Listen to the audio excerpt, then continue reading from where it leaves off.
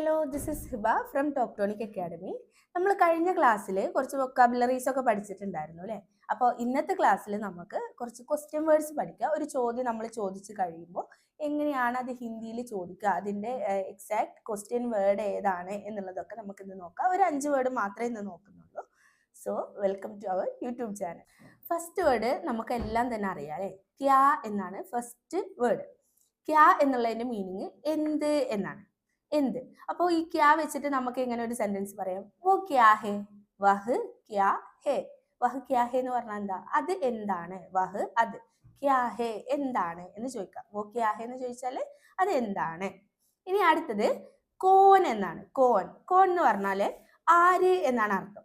കോൻ എന്ന് പറഞ്ഞാൽ ആര്. അപ്പൊ കോൻ വെച്ചിട്ട് നമുക്ക് എങ്ങനെ ഒരു സെന്റൻസ് പറയാം? വഹ് കോൻ ഹേ എന്ന് ചോദിക്കാം. വോ കോൻ ഹേ നമ്മൾ പറയുമ്പോൾ എങ്ങനെ പറയണം? വോ കോൻ ഹേ എന്ന് പറയണം. വഹ് കോൻ ഹേ. വഹ് എന്ന് പറഞ്ഞാൽ അത്, കോൻ ഹേ ആരാണ്. വഹ് കോൻ ഹേ എന്ന് പറഞ്ഞാൽ അത് ആരാണ്. വോ കോൻ ഹേ അത് ആരാണ്.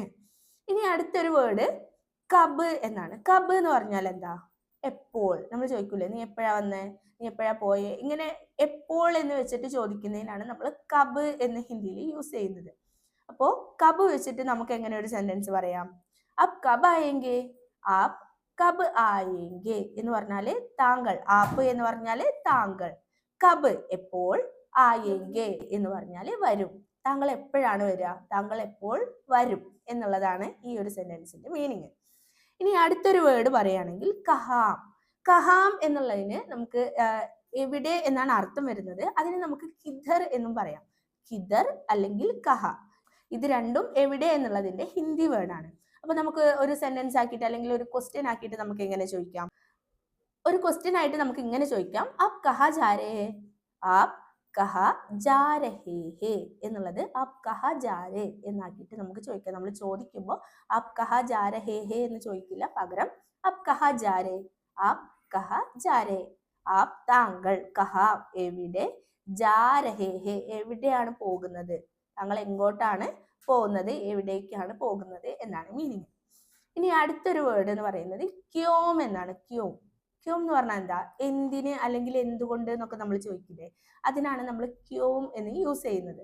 ഇനി ഈ ക്യോം വെച്ചിട്ട് നമുക്കൊരു സെന്റൻസ് നോക്കാം. തും ക്യോ രോ രഹേ ഹോ, തും ക്യോ രോ രഹേ ഹോ. തും ക്യോ രോ രഹേ ഹോ എന്ന് ചോദിച്ചാൽ എന്താ?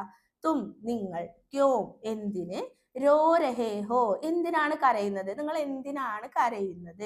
റോന എന്ന് പറഞ്ഞാൽ കരയുക എന്നാണ് മീനിങ് വരുന്നത്. അപ്പോൾ തും ക്യോ രോ രഹേ ഹോ എന്ന് ചോദിച്ചു കഴിഞ്ഞാൽ നിങ്ങൾ എന്തിനാണ് കരയുന്നത് എന്നാണ് അർത്ഥം വരുന്നത്.